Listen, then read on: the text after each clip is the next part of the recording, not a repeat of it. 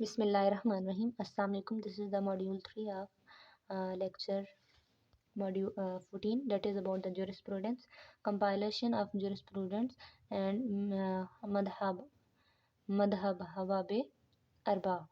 ٹھیک ہے.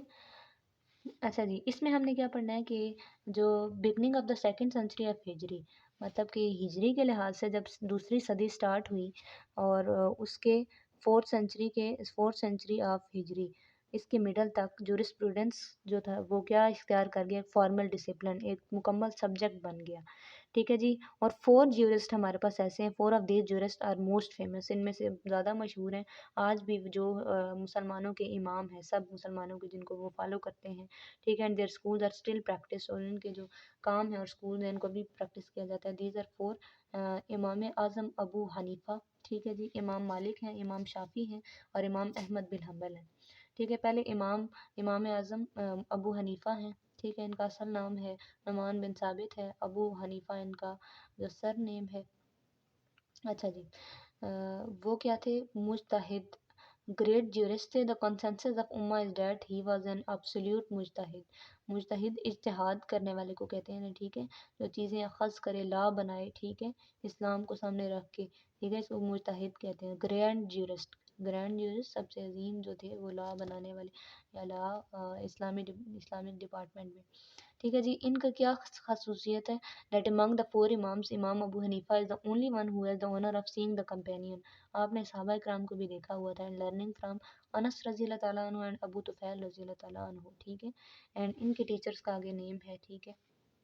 امام شابی، امام حضرت حماد، عاصم بن سلیمان، موسیٰ بن عائشہ اینڈ عطا بن ابی رباح. جی، یہ ان کے ٹیچرز کا نام ہے. نیکسٹ از دا امام مالک. امام بن انس ان کا پورا نام تھا. ان کے جو گرینڈ فادر تھے was the companion of the prophet peace be upon him. ان کے جو دادا تھے وہ آپ صلی اللہ علیہ وآلہ وسلم کے صحابہ اکرام تھے.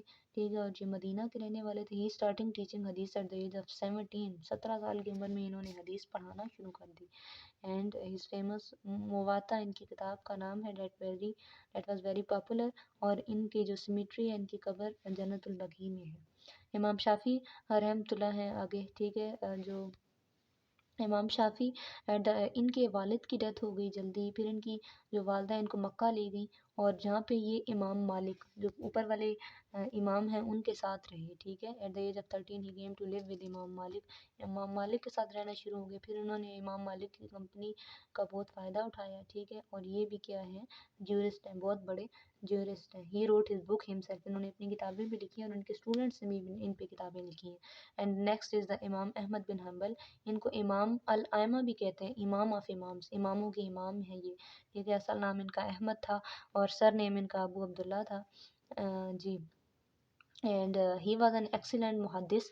یہ ایک ایکسیلنٹ محدث تھے. محدث حدیث کا علم رکھنے والے، expert of hadith and its sciences and is unparalleled ability in jurisprudence.